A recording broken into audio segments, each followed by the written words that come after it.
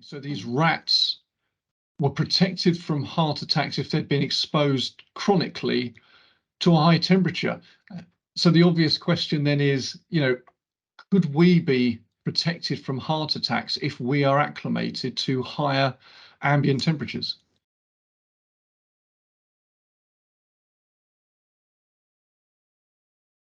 Many of us aren't in great physical shape, and many of us don't like exercising or eating more healthily to try and change things.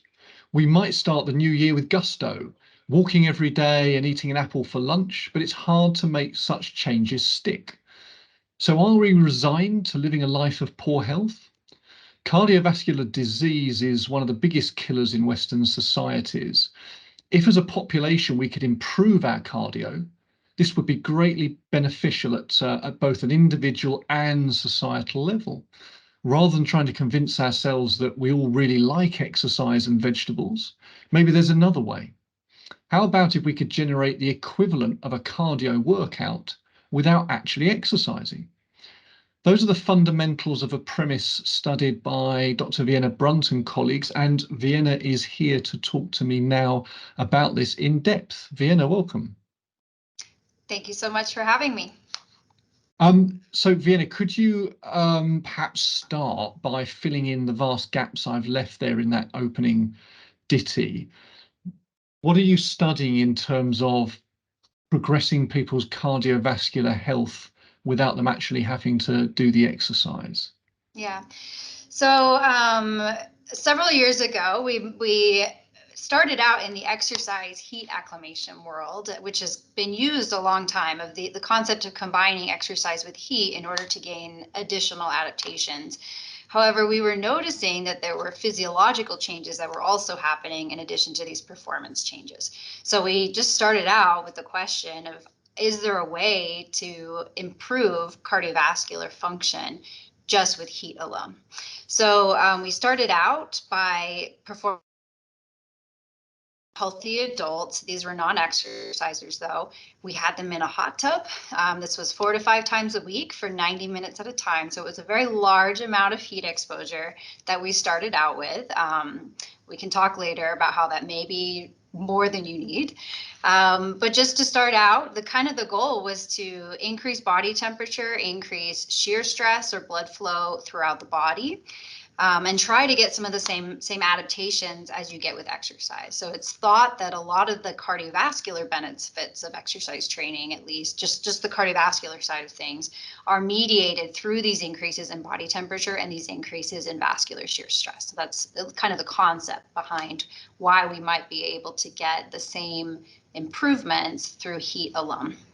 Okay, so just so I get the basics right. So we've got people at rest, they're probably sitting, maybe lying down. They're in a hot environment, and if they're in there for long enough, we'd expect their body temperature, actually the core of their body, deep down inside, to heat up as well to some degree. I think we're talking at 1 degree centigrade, 1.5 degrees centigrade, so 3 or so degrees Fahrenheit typically. Okay, so not a lot. We might not imagine that's a lot, although that's a fair amount of change for the human body. Okay, but it's safe. Yeah, and I can chime in quickly there. That 1 to 1.5 degrees centigrade, that's approximately how much your body temperature increases with a moderate intensity exercise. So if you go out for a run for 30, 45 minutes in a temperate climate, your body temperature is increasing by approximately that same amount. Okay, that's interesting. Right, so you're getting, so again, in some sense, it's getting the equivalent of doing the run without the run. Now, so the body is the goal in the theory, at least. That's the okay. So the body, yes. So the body's warmed up, heated up to some degree, equivalent to maybe jogging or running for 30 odd minutes, something like that, right? Do you see changes in cardio respiratory response? So changes in heart rate, changes in blood pressure, maybe ventilatory changes if you're measuring that in these experimental situations, and are they somewhat akin to, well, let's say that jog or that run for 30 minutes? So yes and no is the answer. So some things are, some things are not. So at least in terms of what your heart is doing, we do see increases in heart rate. We're seeing increases in cardiac output or blood flow distributed to the rest of the body. So those increases are similar to mild to moderate intensity exercise, especially if you're an adult who doesn't exercise regularly, right? So just getting your heart rate, we'll see heart rates around 110, sometimes even up to 120, which is quite substantial for someone who doesn't exercise regularly. Cardiac output, similarly, we'll see increases. The things that don't change as much as with exercise, as you can imagine, things like cardiorespiratory fitness or VO2 doesn't increase quite as much as you would with exercise. We do see some increases, but it's not like you would need in terms of when your muscles are working and such like that. But at least from the cardiovascular and the effects that your heart's seeing, there are similarities. And so is the reason that, and we'll come on to what you're measuring that might suggest that people are improving, sort of their physiology or is improving, but is the idea here that it's because heart rate goes up, because the vasculature, the blood vessels flush and allow more blood through them, and everything's up regulated, rather like going for a jog, although maybe attenuated, not as strongly, but still. Is it because of that upregulation in the heart and so forth that you think the body is improving?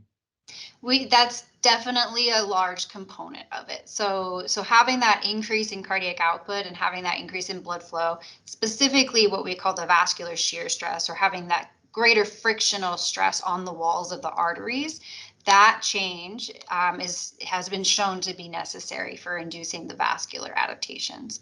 So that's one component of it. The other component is the heat itself, which we can get into some of the molecular changes that happen in response to the heat itself.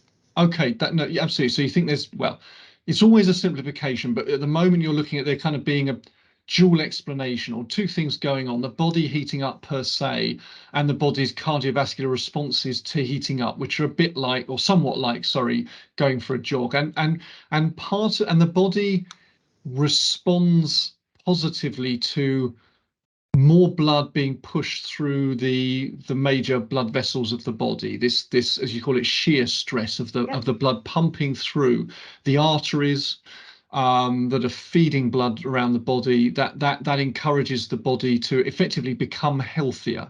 Might be the kind of output that the regular lay person is interested in. So, okay, and you would argue, and I appreciate, you're still working on this, of course, and probably always will be, but you would argue that there are some beneficial changes that you're measuring that are likely attributed to this cardio respiratory or cardio upregulation, and some that are probably attributed to the body itself actually heating up. Yeah, so the big improvements that we see with this, so if you keep at it for, we've done 8 to 12 weeks, depending on the different study, and varying amounts of frequency. So anywhere from 3 to, we did that first study that was 4 to 5 times a week. So regardless of how often you do it and for how long, the big changes that we see are, we see a reduction in blood pressure over that time. So your resting blood pressure is reduced at least as much as if you go through an exercise training, but actually we're seeing even more than is typically reported with exercise. And then we're also seeing changes in the arteries, where their ability to dilate in response to stimuli. The test we use is something called flow mediated dilation. So their response on that test is improved quite considerably in response to this, and it's improved by a similar magnitude as what we see with exercise training. Okay. Now, I read that you've measured other things as well. So antioxidants I've got here, and well, an anti-inflammatory response, heat shock proteins maybe you've looked at as well. Okay. So I can get into, so the next part of what I was saying the previous time was, so those are the big changes we see. In terms of explaining why those things are changing, that's where we've gotten into the antioxidants and the heat shock proteins and such. So we think it's a combination of that increase in shear stress that I mentioned, as well as an upregulation in something called heat shock proteins, which are these chaperone protective class of proteins that are upregulated in response to acute bouts of heat stress. So every time you hop in the tub or every time you exercise, you have this upregulation of these heat shock proteins. And over time, if you do it regularly, they'll stay up. Both the shear stress and the heat shock proteins have beneficial effects on the cardiovascular system. So both of them can cause upregulation of antioxidant enzymes. So our bodies are more adapted to be able to combat things like oxidative stress. They're also anti-inflammatory, so we'll be able to deal with more inflammatory insults and stimuli. More cytokines present. And then they also both will upregulate something called nitric oxide, which is a potent vasodilator. So that's a big part of how we're protecting the cardiovascular system. Okay. So kind of a combination of both of those pathways, we believe that's having these downstream benefits. That does seem like quite an impressive gamut of downstream benefits. I mean, they're linked, but there's quite a lot to pick up there that people might value and think, yeah, this is helpful. Okay. Yeah. Right, let's take this back. So let's take this back a step. So what made you think, you and your colleagues think that this could be a thing? That it might be that you can sit people, I guess, in a heated chamber. Okay, at the moment we're talking about quite extensive exposure, but nonetheless, and that might possibly have health benefits to it that were measurable. Yeah, so our original the original premise essentially for going that direction was observations that exercise heat acclimation could confer benefits that were not purely from the exercise or from the heat itself. So that was a study that was done in Chris Menson's lab. I was actually an undergraduate at the time, but that was Santiago Lorenzo was the first author on that. So he did a exercise heat acclimation study in trained cyclists. Not only did they improve their performance, so time trials, VO2 max, those things, but they had an improvement in vascular function as well. So this is looking at, like I mentioned earlier, the artery's ability to dilate to different stimuli. That was improved, and not only under conditions of heat stress, but also under temperate conditions as well. Wow. Okay. So it seemed that there was and it was more than just we had an exercise training in cool conditions as a control condition. So we didn't see the improvements in that group, but saw it in the group that got the heat. So it seemed that there was some other physiological benefit to the heat itself, which is when we thought of, well, let's try passive heat stress for the people who won't exercise, right? Which is a large portion of the developed world, unfortunately. But also experimentally, it strips out the exercise component, right? So you're saying, right, let's just look at the heat. Okay. So yes, I mean, in a pure scientific sense, it's very valuable to do that experiment. So you remove the potential confound of the exercise, but there could be very strong applications for it, as we're talking about. Yep. What about working with animal models? Yeah, so there's prior, that was our observation in our lab, of course, and it wasn't just built in a vacuum, right? Of course, there's a large body of evidence from animal studies as well to support this. So the idea wasn't just purely from that study. There's a large amount of work from Mikhail Horowitz's lab in Israel, where they heat acclimate rats. So they have them just live in a I believe 34 degrees chamber for 4 weeks. And at the end of that 4 weeks, they have all kinds of adaptations. The biggest one that they've seen is that if you induce a heart attack in them, their hearts are protected. So the normal rats, have a large amount of the heart tissue that's infarcted or dead from the ischemia, whereas the ones that were heat acclimated are largely protected. So her lab's done a huge body of work on that and understanding the molecular pathways that are going on as well. So, okay, so that's fascinating. So these rats were protected from heart attacks if they'd been exposed chronically to a high temperature. So the obvious question then is, could we be protected from heart attacks if we are acclimated to higher ambient temperatures? That's the theory, yes. So no one's done a controlled trial, of course, with humans, as you can't control when humans are getting heart attacks. There is epidemiological data though now, which is the studies out of Finland where they use sauna regularly as part of their cultural practice. So they've shown that the more frequently people use sauna, the longer the duration per session as well, is associated with pretty profound reductions in risk of cardiac related incidents. So things like heart attack, as well as cardiovascular related deaths. So Finnish men who use saunas a lot, which is quite a lot of Finnish men, but not all of them. Mm-hmm. It's a lot. It's a large portion, yes. Epidemiological studies indicate that those individuals are less prone to heart attacks.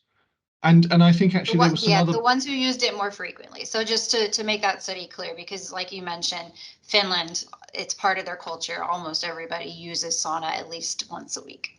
So Right. they're comparing the people who are only using it once a week compared to those that use it 4 to 7 times per week. So there was an association with the more frequently you used it or the longer you used it per time. So whether it's 10 minutes versus 20 minutes, for example, there was a relation where you were more protected the more you used it. And if I recall correctly, there were other benefits as well. Less preponderance of Alzheimer's, Yep. Respiratory problems, lower blood pressure. Yeah, so they've had a large. This is a big cohort study that they use. I can't remember the exact number, but over 1,000 individuals that were in it. So they've shown within this cohort a large number of different health benefits associated with using the sauna more frequently.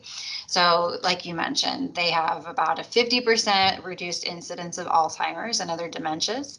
I can't remember the exact numbers, but it also had a big effect on respiratory diseases, which is of course relevant in our COVID era. And then also, like you mentioned, hypertension. They looked at the risk of developing incident hypertension. Do you know, were these experimental studies or not? Because of course the problem if they're not is that there could well be confounds. People that like to use saunas for some reason also tend to be people less likely to get Alzheimer's. Exactly. Yeah. So no. So this is just epidemiological, right? So they basically took a survey when they were in their middle age of how often they use it, and took various health information, and then followed them for 30 years or until time of death to see what happened. So you're absolutely right that there's a lot of confounders, right? It's very possible that people who use sauna more have more discretionary time, so they're less stressed from work. They have higher socioeconomic status, which is, of course, Finland is a high socioeconomic status country to begin with. So that it's very likely that there's other reasons why the people who were healthier were also the ones using sauna more frequently. Okay, so we need to be aware of that, and obviously that's where Yes. the extremely important nature of the experiments that you're doing come into play. Yeah, Because yes. Yep, it highlights why it's so important for us to do prospective studies where we're randomizing people to an intervention like this, and we're using control groups, because also another limitation of the sauna studies was there's no control, because the majority of people in Finland do use sauna at least every now and then. Okay. And there was perhaps a similar, was it again epidemiological study or studies from Japan that indicated some health benefits? Yeah, so those are actually prospective. So there's a group in Japan who's been using an infrared sauna treatment, which is WAM therapy, which I think translates to soothing warmth. So this is a group of cardiologists who, this is not randomized and controlled and such like that, but they are not all of them are, at least. They just started as kind of case controls, where they just started putting patients in saunas to see if they could improve their symptoms, and lo and behold, it worked. So they've done a lot of work with heart failure patients, peripheral artery disease patients as well, and been able to show that if they use the sauna, and they do 15 minutes of sauna, and then they come out and wrap them in blankets for 30 minutes after in order to keep body temperature up for a more extended period of time. But they've shown all kinds of benefits on clinical symptoms of these diseases. Wow. Okay. So at this point in the discussion, so to kind of perhaps sum up for people, what in your view, based on your studies and based on other studies, what is the kind of definitive list of likely benefits for someone? How can I put this carefully? For someone, so long as they, well, they may not be super healthy to start with. If they're already super healthy, then maybe there's nowhere for them to go. They're already great. But for somebody who isn't, what are the benefits they are likely or somewhat likely to experience? Let's assume that they have exposure to the heat for long enough, which we'll come on to next. What does that mean? But what can they look forward to experiencing, or at least knowing, is better in terms of their bodily health? Yeah. So the short answer is that we don't know everything. So I want to make that caveat, is that we have a good understanding. It's still limited at this point, right? So it's limited based on study design, population. So the populations we've studied are not exhaustive. So we can't speak to everybody at this point yet. But based on the data we've seen, we generally see pretty profound impacts on lowering blood pressure. We see improvements in artery health, especially in the artery's ability to dilate to different stimuli, as well as in the stiffness of those arteries. Those two characterizations of artery health are known to predict future cardiovascular disease. So we think that by improving your artery health, we can prevent you from getting cardiovascular disease later in life, or at least delay when it might start, which then goes along with the sauna epidemiological studies that people who use this practice across their lifespan consistently are also going to have lower incidence of cardiovascular disease later in life. So we believe that it should have those benefits. Honestly, I think if you look at exercise training, at least from the cardiovascular perspective, it's similar. It's okay. It's similar, and you're not even sure that. Sorry, you're not going to say even that your the heat exposure is an attenuated version. It may in some ways generate greater improvements in health Of exercise, you mean? Than exercise, yes, in comparison. Yeah, so I think it depends. So our studies, we have seen that some of the outcomes, we see greater improvements in them than have been traditionally reported with exercise training. So for example, blood pressure, if you look at epidemiological studies, you look at, say, like a middle-aged adult with elevated blood pressure, exercise training on average is able to reduce your systolic blood pressure by 3 to 4 millimeters of mercury, whereas we've seen a 9 millimeter mercury drop. Wow, that is considerable. Yeah. So in our studies, we have seen greater benefits. We're doing a large amount of heat exposure. So somebody going out and doing this on their own, we don't know if they'd be able to be doing enough to gain that same amount of benefit. But so that's why I don't feel comfortable saying it's better than exercise. I think as the first pass, if you can exercise, please exercise. But at least if you have physical limitations that prevent you from doing so, this could be a good alternative. Okay, so perhaps we could talk a little bit about, so people listening to this, hopefully they're interested in the physiology, but they're interested in the practical side of things as well.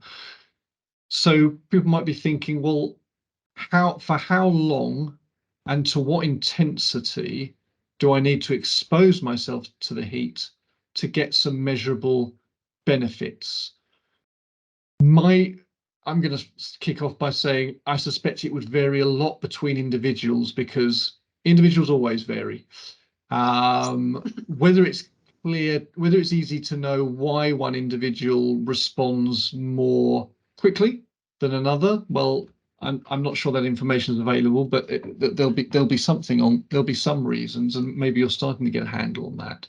But there's so how frequently, for how long when they do it, to what temperature, and how would they be heated up? Now that's incredibly difficult to get to the bottom of that, because realistically, really one would need to do all those different conditions, changes in frequency of heat exposure, changes in duration, changes in the heat that they're being exposed to, how hot it is, changes in how they're being exposed to the heat, all these different things in everyone, and mixing up, crossing all those different variables.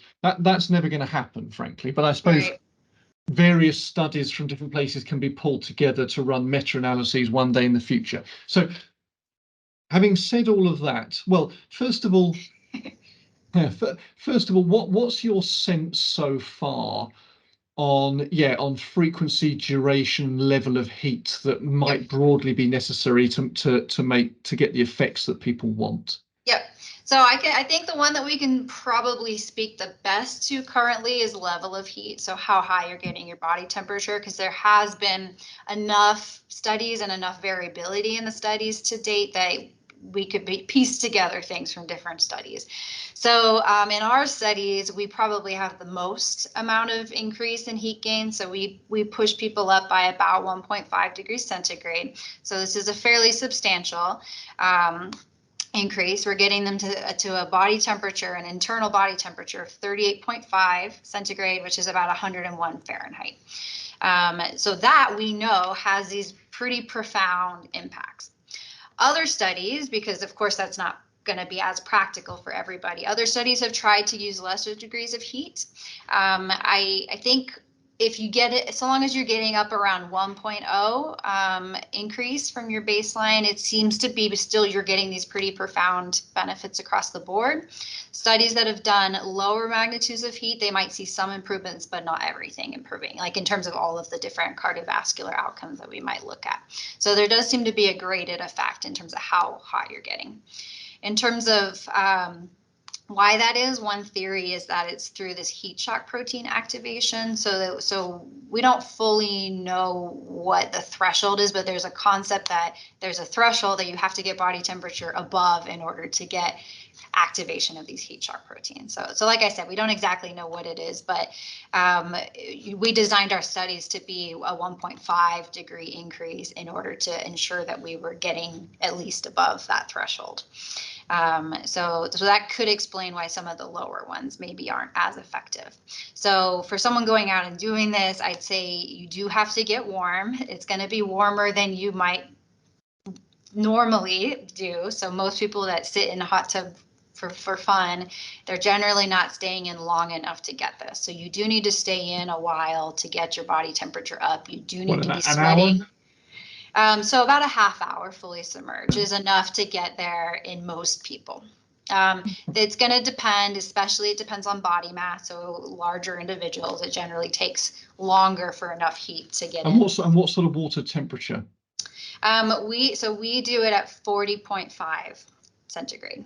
So about 40 degrees centigrade. Yeah, so it's about 100. So it's 104 degree Fahrenheit tub, which in the States, that's like the upper limit of kind of ones that people have in their homes or that are commercially around. So okay. So it's warm, but if you stay in there, it's about a half hour to up to 45 minutes if you're a larger individual.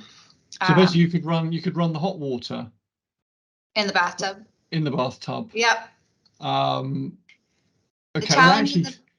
The challenge in the bathtub is getting it to stay warm, but there are ways to do it. So I've heard of people doing, like, they have a foil sheet that goes over the top of the tub to insulate the water. So that is an option. So I have known people that do that at home. Also, with a bathtub, you can run it to be hotter.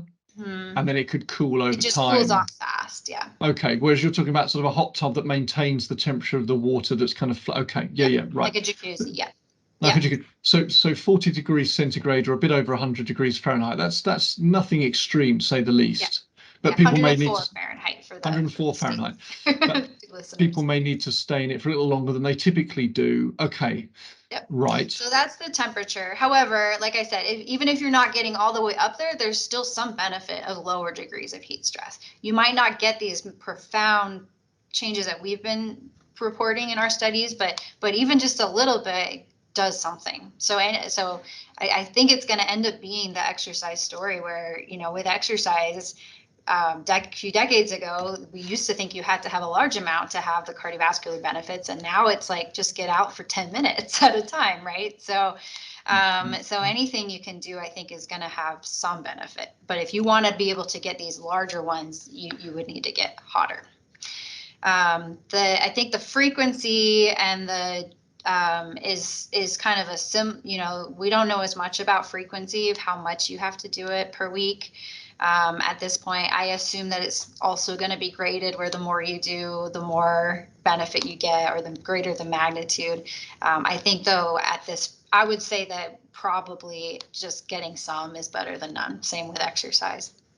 So we do 3 times a week in our studies, but even if you only do 1 or 2 times a week, I'm sure that's still going to have some benefit. Okay, so but 3 times a week is not every day, obviously, and that's in quite big contrast to the rat study you mentioned earlier, where these rats are exposed constantly to that They were to a high living, yeah. temperature. So they were living at a high temperature. Mm-hmm. Yeah, okay. And I mean, sorry, in your studies that you've been undertaking recently, do you heat up your participants by exposing them to hot water or warm water? Yeah, so it's Yeah, in the jacuzzi or in the hot okay. tub. Yep. As opposed to warm air or solar Yep. radiation or something like this. Is it okay? Yep. So that was your last question was about modality of heat, right? So how you're doing it. So there's various modalities. You can use a hot tub or jacuzzi, or you can use a sauna. And then even within the sauna, there's dry saunas, which are like the Finnish saunas, and then there's also infrared, which are the ones that the Japanese studies we talked about used. There are studies out there, and there's people trying to compare different modalities and see if one's better than the other. And I think that there's some slight difference depending on population. Like hot tub might be slightly better for some versus sauna might be better for others. But I think at the end of the day, it's just get your body temperature up and do what's more comfortable for you and what you're more likely to stick with long term. Okay, get that core temperature up. It's about getting the core temperature up. That's what generates the benefits downstream. That's what we believe. Yeah. And most people won't have a sauna at home. Some will, but most don't. Some will have access at a gym or something. Okay, a lot of people have a bathtub, I guess, or maybe a hot tub if they've got a garden or a yard or something. If they don't, well, okay, those are the options. I mean, 2 things spring to mind. I guess a shower just isn't going to do it because the water's running off you, and you just have to stand under it for way too long and use way too much water. Yeah, there's also, from a heat transfer perspective, it's the immersion that's really allowing the transfer of heat from the water to your body. So you don't have that with the shower. What about someone who likes, well, I was going to say sunbathing. I mean, okay, don't expose to the sun too much, but it's the summertime, it's hot where they are, they're out in the garden under a brolly or sombrero or whatever it is. If they're out there for several hours reading their book or snoozing or whatever, do you know if realistically their body temperature might heat up a fair amount? It can eventually, and there's actually a lot of work with heat waves now. So when we have heat waves, especially if you don't have air conditioning, your body temperature is going to slowly rise across that time period. I would caution against that. However, though, there's a fair amount of literature out looking at heat waves, and it's kind of the concept of having acute intermittent stress versus chronic stress, or it's really midterm stress with a heat wave. So these short bouts of stress, getting your body hot, exercising briefly, and then coming back to normal, which allows for the recovery and all the cellular processes, that we're showing is good. When you're constantly in the heat, there's additional strain on your heart that's happening. There's all kinds of other things that could lead to complications.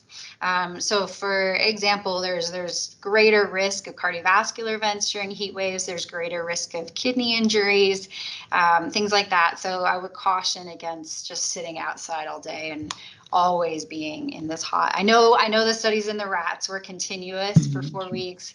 However, it was a little bit more mild. It's not quite the same as being outside constantly in these big heat waves that we've been having. Okay. Yeah, indeed. So there's not a suggestion that these heat waves are actually really good for us. Not that we've been seeing. No, there's health consequences to them, and they're primarily affect the health consequences are primarily for more vulnerable populations, so elderly, people who have underlying cardiovascular risk or kidney disease risk already. So it's primarily affecting those individuals, but for your young, healthy person, it's probably fine. But we obviously have a large portion of our populations who are vulnerable. Indeed. Now, you sound quite confident, obviously with important caveats, but quite confident that for many people at least, there are genuine benefits to heat exposure. What's the state of play as far as you're aware? I guess, being based in the US, you might know best about there. What's the state of play in terms of recognition of, what would you call it, heat therapy, recognition of heat therapy as having therapeutic value? Quite exciting that I hear about heat therapy more and more, both in the scientific community, but also in the lay general population as well, where the word is starting to get out that it's beneficial. You mentioned sauna, that most people don't have sauna. The incidence of having saunas in homes in the US is going up quite markedly. A lot of people, I mean, obviously it's definitely, you have to have the money to be able to put it in your home, but a lot of people are installing them in homes. So it's being talked about, and I've definitely heard other podcasts and things like that are for lay audiences that have been talking about these potential benefits. So it's starting. In terms of the performance side of things, there's talk in the athletic world as well of like combining the exercise and the heat. Obviously, traditional exercise heat acclimation has been around for a long time, but exercising and then jumping in the hot tub or the sauna after, like those kinds of combinations are being discussed more. So it is moving in that direction. We obviously still have a lot of work to do to fully understand and be able to fully make recommendations like the ones we were talking about earlier. But it's gaining traction. Where do you go now with your studies? What are you looking at next to refine understanding about heat therapy? Yeah, so our goal, so we're interested in understanding mechanisms a little bit. So most of our work that we do to look at mechanisms is using various cell culture models. So I mentioned shear stress and heat shock proteins earlier. The third kind of mechanistic pathway that I didn't mention is that we've been really interested in what we call circulating factors. So different signaling molecules, proteins that are released from cells in the body into the bloodstream that can then go and interact with the vasculature in the heart to have a beneficial effect. So we've been really interested in trying to understand what it is in the circulation that could be doing this, and then how it could be communicating with our vascular cells. So we use a lot of cell culture models to be able to do that. We'll oftentimes combine it with serum, so blood components that we can collect from our human subjects as well. So that's kind of our mechanistic side of things. In terms of where we're going other ways, we're basically just trying to scale it up. So the studies we've done so far have been relatively small groups of people. So each of them have been, 10 or so subjects per group for each of these studies. So relatively small, right? So we're currently conducting a larger, like 100-person study looking at this. It's looking in middle-aged and older adults with higher blood pressure, or elevated blood pressure at least. So trying to see if there's the benefit in that group. And then I think the translation to other populations as well is needed. So there's limited studies. For example, the group of cardiologists from Japan have looked at various cardiovascular disease populations, but there haven't been very many randomized clinical trials looking at other populations. Most of the work is focused on typically healthy adults. Yeah, right. Okay. Because in fact, potentially the most benefit will be to unhealthy adults because there's more Potentially, yeah. scope. Yeah. Um, the last question is, it's actually just occurred to me. What's your take on work that's been done on, let's call it cold therapy? Mm. Jumping in ice water, these sorts of things. Yeah, so I have not personally done work in that field, so I want to caveat that. But there is a fair amount, and there's actually so in Scandinavia, they'll use sauna and then they'll go jump in the ice lake, and then they'll come back and do another bout of sauna and jump in the ice lake. And we don't fully understand what's going on there, but they believe at least that kind of going back and forth and pushing your body through these different stressors on either end of the spectrum is able to induce even greater adaptation and health benefits than the sauna alone. So it could be something kind of along, there's the concept of hormesis, which is essentially like pushing your body through stress allows it to adapt. So here you're really putting it through a lot of stress. So it's possible that kind of back and forth, you've got vasodilation, vasoconstriction kind of happening back and forth. So that might be able to induce a longer term benefit. That's the thought there. There is the whole concept of ice baths and just cold exposure and cryotherapy as well. So the literature is a little bit mixed there in terms of what they can do. I think most of the benefits that they've seen are kind of on the recovery performance side of things, not necessarily the cardiovascular health. Yes, I was going to say that. That's not my area though. So No, sure. No, because a lot of people will be aware that sort of cold therapy is considered to be valuable, and a lot of people have seen sort of professional sports stars doing their training and then jumping in an ice bath or something. That became all the rage 10, right. 20 years ago. Yep. Difficult to know if it's for good reason or not, but of course, in a sense, it's almost the opposite to the work you're doing. So, could it be that one of them works and the other one it doesn't, because they're arguably fundamentally the opposite? Or could it be that they could kind of help each other, as you've described? They push and pull the body in different ways, get it to work hard and respond, and actually that sort of, very crudely, it wakes the body up and gets it to upregulate its physiology and its biochemistry in ways that for many people that isn't happening because they're sedentary. Yeah, so it's interesting because an example is that heat shock proteins that I mentioned, they're called heat shock proteins because they were first recognized as being upregulated by heat stress. However, they're upregulated by almost every kind of stressor. So they are also upregulated by cold stress. So if you jump in the ice lake, it's still going to induce that upregulation of heat shock proteins. So it's possible that even though they seem opposite, they might be able to activate some of the same pathways and have compounding benefits. Right. We don't know. We need to do more research in this field, but it is possible. Yes. So in some senses, cold could be the same as heat. Yeah, or at least it could have some of the same benefits potentially. That's fascinating. It's been really, really interesting hearing about heat therapy, all the details of heat therapy, the experiments, the applied side of it, and it does seem, from what you're saying and from the literature, that it's here to stay, that it has real benefits, and it's probably a growing area of therapy that can really do a lot of good for society. So, I look forward to hearing about your next findings soon, hopefully. Yeah, well, thank you so much. Yes, it's been great discussing this. Thank you very much. That was very interesting. Yeah, good. That's very interesting. Yeah. I mean, there's always a thing that there's always going to be attraction to something that people can do to their bodies, and that they kind of really feel it a lot. And so it's tempting to think it's doing something good, because almost like if medicine tastes bad, it means it works, type thing. Although of course Yeah. that's not. So there's always people who will be up for doing things that kind of shock the body into action or mix things up. And of course that's not. But this, and obviously your work is not based on that folklore.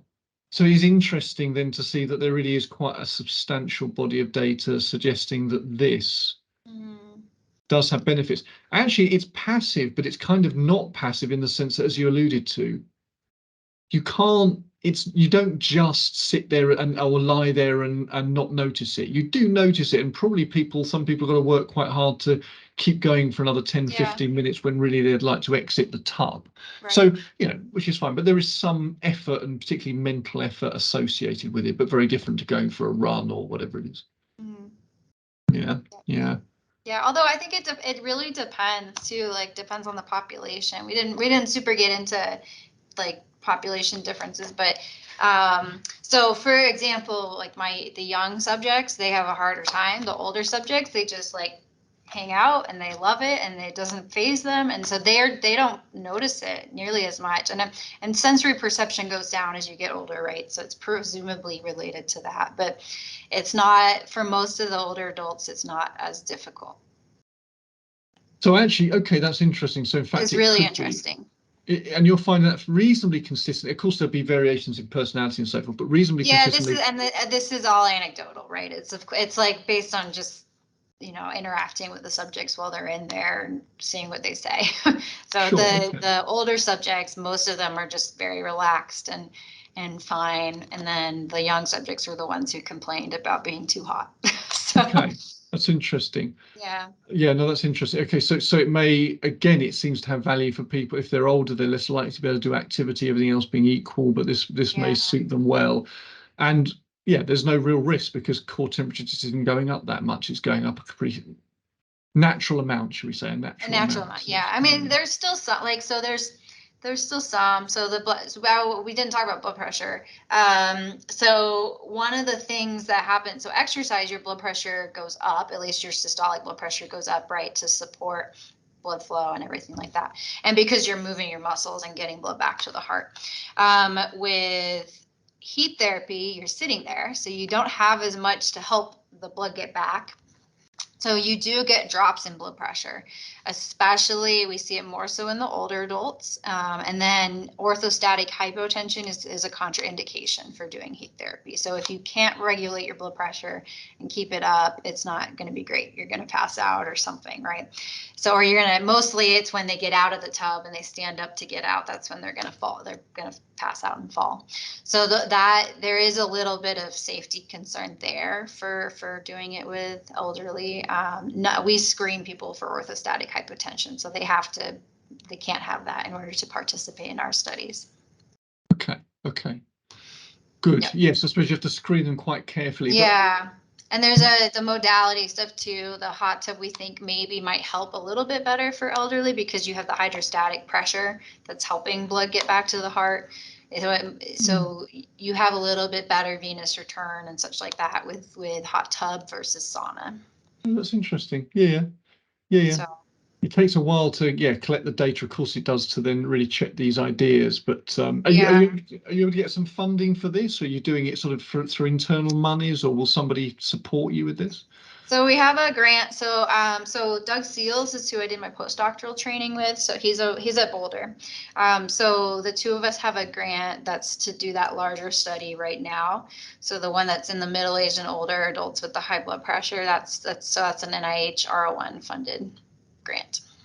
Excellent, right, and that helps you get a really chunky Hmm. sample size. But even then, as soon as you split them into two things, young and old, or male and females, or something, the sample size falls away quickly, doesn't it? Just the nature of Yeah, things. it does. Yeah, but we have that one. We're doing like 50 some per group, so at Yeah. least it's better. Oh yes. We're Oh trying. yes. We're trying to get that many people do it at least, I Yeah, should yeah, say. yeah, yeah, yeah. So you got a yes, okay. How hard is it to recruit people? It's quite difficult. So it used to not be so bad. COVID has really tanked recruitment across the board in this country. So not just our study, but all clinical trials were just generally participation in research is low. Obviously, we were completely shut down for a while, not as Yeah, long as you were in the UK, but right. we were completely shut down, and then people started coming back, but the participation's low, and then we have a lot more people who just like can't do it or don't qualify for random reasons. Like there's just a lot more random stuff Very happening. frustrating, isn't it, when they're It's nearly suitable, frustrating, but yeah. oh no. So recruitment is challenging, especially because they have to come in 3 days a week, which is a lot. So it's been hard, but we're getting them. So you'll get there. Yeah, okay, that's great. yeah. And okay, yes, And and the you can ones who get. do participate and do it, they're super motivated because they buy into it, right? They feel like there's really going to be a benefit for them, and they enjoy it. We never lose people once they start actually tubbing. So once they start, they want to stick with it. It's And you only have one in the tub at any time. It's only ever one. we Yeah, do one. We have 2 tubs though, so we got two tubs. Yeah, two separate rooms. separate rooms, right? So they okay. And what do they? Can they read a book, or they just tend to sit in They it can all day? read. We have TVs up on the wall. TV. They Oh can do gosh, whatever they want. Yep. I see. Okay, and actually, it's quite yes, it's quite pleasant. Then good for them. They got okay. They got. And often, will these people have tubs at home? So we won't, so we don't allow people to do the study if they regularly get heat exposure. So they could have a tub at home and never use it, but if they're using it regularly, they're not allowed in the study. So I'd say the majority of people do not. So Okay. Okay. So they're using your tubs. I guess that. Yes. Sorry. Last thing. I'll let you go. But the one of the problems, if I can say, with all these kind of ideas is that they could do the tub with you for a few weeks, months, whatever, even, and then they'll stop tubbing, as you say. Presumably, those gains will wander away. Almost certainly, they will do. yeah, Okay. it depends. I have some data on that I can share if you want. Yeah. Sure. Sure. So the answer is it depends. Some of the adaptations, you're right, do kind of wane away, and we see this. They kind of leave at the same rate that they came on at the beginning. Others stick around. So kind of the more structural related changes that we see, we'll still see it 8 weeks later. So for example, we've looked at intima media thickness of the carotid artery or wall thickness. So that's a structural change in the artery, right? So that'll go down with the heat exposure and stay down. Even the blood pressure was still low after 8 weeks afterwards. So, and this is just in a small subset of subjects that we had come back, but it does seem like it. And work from Mikhail Horowitz's lab in Israel, she's done a lot of work with epigenetic changes that happen, so changes to our genes.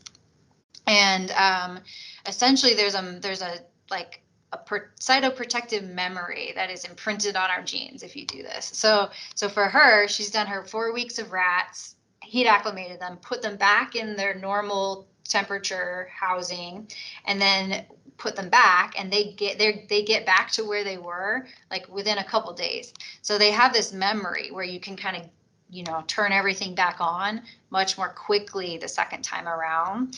We have no idea if this happens in humans, but I assume it must on some level. So kind of the theory that I would be interested in looking at some point is if you can heat acclimate someone for 8 weeks or put them in, in the hot tub or the sauna for 8 weeks, and then maybe you just come back like once a week after that. You can drop the frequency, or even if they go off for a month, like just have a few sessions, can you get them back to where they were and kind of maintain it at a lower frequency that way?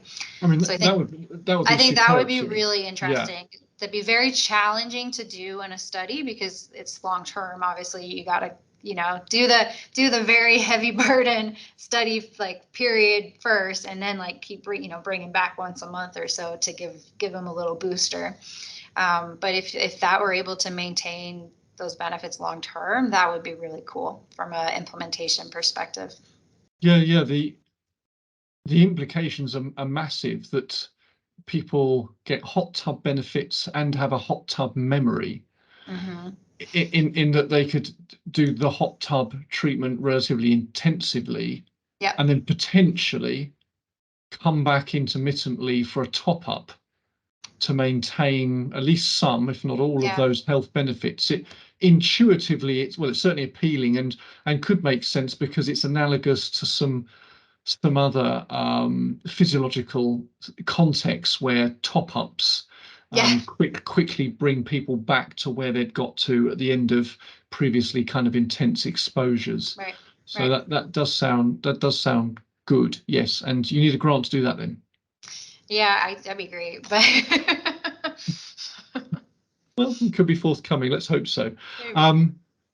What I will do, I'll tell you what, because obviously we carried on chatting after obviously prematurely stopped us chatting Yeah. Yeah, you can officially. feel free to pull some of that stuff I if you shall want. do that. I shall Yeah. do that. So some bonus sort of behind the scenes. Do they call it Yeah. behind the scenes? There we go. There we go. Is there anything else that I missed that I should have asked you?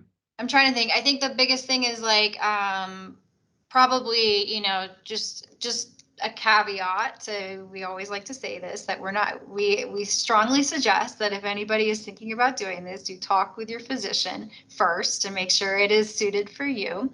There are some contraindications, like I mentioned. If you have orthostatic hypotension, it could be potentially dangerous to do this. Unstable cardiovascular disease is another one. So for example, if you just had a heart attack, or if you know that you have plaques in your arteries that have potential to rupture sometime soon, those you would not want to be putting yourself through this. That could be dangerous. So we encourage you to do this. Talk to your doctor first before starting doing this. Absolutely, yeah. That's No, that is very the big one, important. to make sure that's, we don't want people off No, doing things that are not suited for them. So never coming out of their hot tub again. yeah. Okay, that's a very good point. Well, listen, thank you again. Well, Chris Tyler, the Chris Tyler will no doubt watch this. So it'll be Yeah. another way that he will have kind of not interacted with you, but seen you in action without ever actually meeting you, which is impressive technology, a bit sad in a way, but I'm sure one day, one day. One day, yeah. Yeah, one day we'll manage it. I mean, his partner's from the US. Okay. And I'm pretty certain she at least would like to move back to the US at some point. I'm sure he'll go with her if she does. Yeah. So they'll be that much closer. Though I suppose Denver's a long way from Portland. Portland, Oregon, or Portland, Maine? Oregon. Oregon. Okay, so that's where I'm from originally. So there we are. Okay. So it's not that. I mean, I go back. So Eugene is the University of Oregon. So it's just 2 hours south. So I go back there fairly frequently to visit. So it's not that far. Not too bad. Okay, it's doable. It's a plane flight. It's a plane flight. No, it's just a drive. It's a under 2 hour drive. Oh, sorry. I mean, my geography. Okay, yeah. I need to brush up my geography dramatically. No, okay. Under 2 hours. Well, no, not from where I am, but Portland to Eugene. So Portland is in the north of Oregon, and Eugene's kind of in the middle of Oregon. So it's 90 minutes to 2 hours, depending on traffic. For me, I'd have to fly to get from Colorado over there. It's a flight, but it's not bad. It's like a 2.5 hour flight. Not too bad. Not too bad. Yeah, it's not bad. And you could, yes, there's no trains. It's just not great ones. Our train system is not anywhere close to Europe. We have them, but they're not very reliable or widely used, unfortunately. Freight trains, you can jump on top of the freight and kind of jumble along. Yeah, there you go. We have pretty good light rail systems and subway systems in cities. Yes. Or in metro areas, like we'll have Denver has a light rail system that's pretty good. Mm-hmm. But that's just within the metropolitan area, though. Getting across the country by train is not as great. It's interesting. It's a big country, though. No, absolutely. No, yeah. I guess it's just historical things. By the time, I don't know, maybe by then planes were in action and people started to do that if it was too far to drive or so. I don't know. Weird, isn't it? I don't know. Yeah, they try to do all the transcontinental railroad stuff like back in the 1800s, and that was so controversial and not great in terms of, there's a whole backstory with all the immigrants that they were using to build this and such. I think that there's maybe, I don't know, I'm just kind of saying, but that was such an ordeal to do that it's just kind of part of our culture that we just don't do trains as much. Yeah, no, that's right. That's right. It's just not the done thing, is it? People don't think, I'll take the train. It just doesn't go into, which is fine. Thing. Yeah, they do in cities. In cities, it's the best way to get around, like especially the undergrounds. But. Yes, indeed. That's interesting. Right. Well, thank you so much. That's been very, very interesting. I shall cut it. I'll let you know when it's done. Would you prefer to see it before I make it available to people? Nah, it's all right. I don't think anything controversial was said, so okay. It would be. Sounds good. I don't think we got even close to. Although these days it's hard to know, isn't it? But yeah, but no, I mean, I've never been one to go back and watch myself. Or no, I don't tend to like watching myself, I have to say. But it is interesting. It's interesting, this format. It's interesting compared to giving a presentation. They are just quite different, and I think they both have value. Obviously, presentations are very valuable, but it's not, having a chat is just a different way to impart the information, and I think it has some value. Yeah, I like it. Yeah. Interesting. enjoy the rest of your day. Thank you very Yeah. much again. And yes, we'll stay in touch. Okay. Yep. Thank you so much for thinking of me for this. And I think it's great what you're doing. So Thank you very much. Bye for now. yeah, bye. Okay. Bye-bye.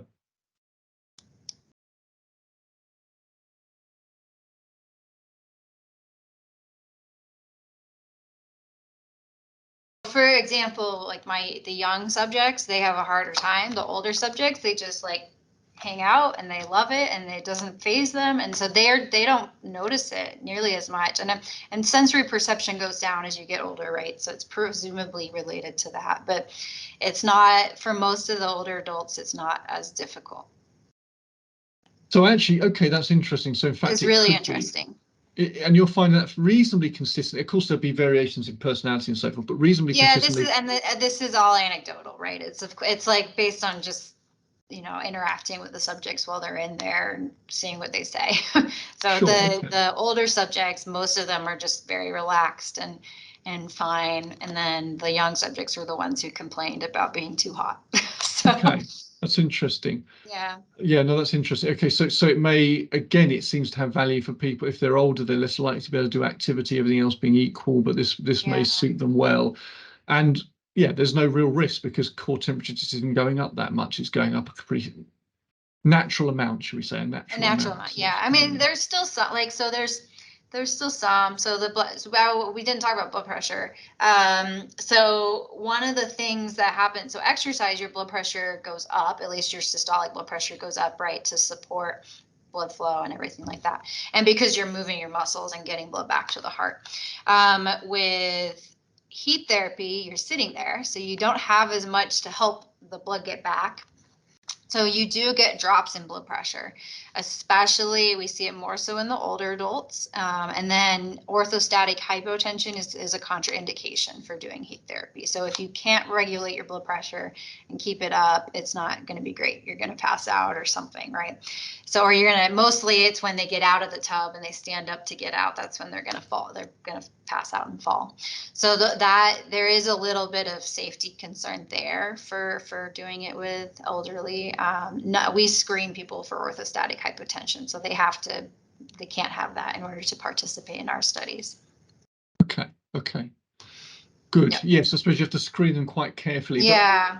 And there's the modality stuff too. The hot tub, we think maybe might help a little bit better for elderly because you have the hydrostatic pressure that's helping blood get back to the heart.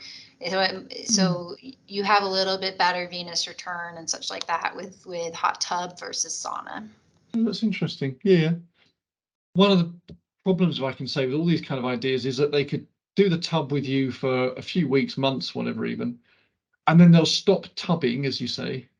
Presumably those gains will wander away. Almost certainly they will do. Yeah. Okay. It depends. I have some data on that I can share if you want. Yeah, sure. So the answer is it depends.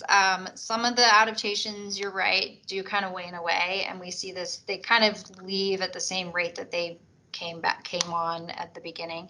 Others stick around. So kind of the more structural related changes that we see, we'll still see it 8 weeks later. So for example, we've looked at intima media thickness of the carotid artery or wall thickness. So that's a structural change in the artery, right? So that'll go down with the heat exposure and stay down. Even the blood pressure was still low after 8 weeks afterwards. So, and this is just in a small subset of subjects that we had come back, but it does seem like it. And work from Mikhail Horowitz's lab in Israel, she's done a lot of work with epigenetic changes that happen, so changes to our genes. And essentially, there's a like a cytoprotective memory that is imprinted on our genes if you do this. So for her, she's done her 4 weeks of rats, heat acclimated them, put them back in their normal temperature housing, and then put them back, and they get back to where they were like within a couple days. So they have this memory where you can kind of turn everything back on much more quickly the second time around. We have no idea if this happens in humans, but I assume it must on some level. So kind of the theory that I would be interested in looking at some point is if you can heat acclimate someone for 8 weeks, or put them in, in the hot tub or the sauna for 8 weeks, and then maybe you just come back like once a week after that. You can drop the frequency, or even if they go off for a month, like just have a few sessions, can you get them back to where they were and kind of maintain it at a lower frequency that way? I mean, So that would be that would superb, be Sue. really Yeah. interesting. That'd be very challenging to do in a study because it's long term. Obviously, you got to do the very heavy burden study like period first, and then like keep bringing back once a month or so to give them a little booster. But if that were able to maintain those benefits long term, that would be really cool from an implementation perspective. Yeah. The implications are massive, that people get hot tub benefits and have a hot tub memory, Mm-hmm. in that they could do the hot tub treatment relatively intensively, Yep. and then potentially come back intermittently for a top up to maintain at least some, if not all, of Yeah. those health benefits. Intuitively, it's certainly appealing, and could make sense because it's analogous to some other physiological contexts where top ups Yeah. quickly bring people back to where they'd got to at the end of previously kind of intense exposures. Right. So Right. that does sound good. Yes, and you need a grant to do that then. Yeah, that'd be great. But Well, it could be forthcoming. Let's hope so. maybe. Um, what I will do, I tell you what, because obviously we carried on chatting after Ard, well, obviously prematurely stopped us chatting Yeah. Yeah. You can officially. feel free to pull some of that stuff if I you want. shall do that. I shall Yeah. do that. So some bonus sort of behind the scenes. Do they call it Yeah. behind the scenes? Oh, there we go. There we go. Is there anything? Well, is there anything else that I missed, that I Um, should have asked you? I'm trying to think. I think the biggest thing is like probably, just a caveat to, we always like to say this, that we strongly suggest that if anybody is thinking about doing this, you talk with your physician first to make sure it is suited for you. So there are some contraindications, like I mentioned. If you have orthostatic hypotension, it could be potentially dangerous to do this. Unstable cardiovascular disease is another one. So for example, if you just had a heart attack, or if you know that you have plaques in your arteries that have potential to rupture sometime soon, those you would not want to be putting yourself through this. That could be dangerous. So we encourage you to do this. Talk to your doctor first before starting doing this. Absolutely. Yeah. That's No, the that is big that's very the big one, important. to make sure that's, we don't want people off doing No, things that are not suited for them. So never coming out of their hot tub again. yeah. Okay. That's a very good point.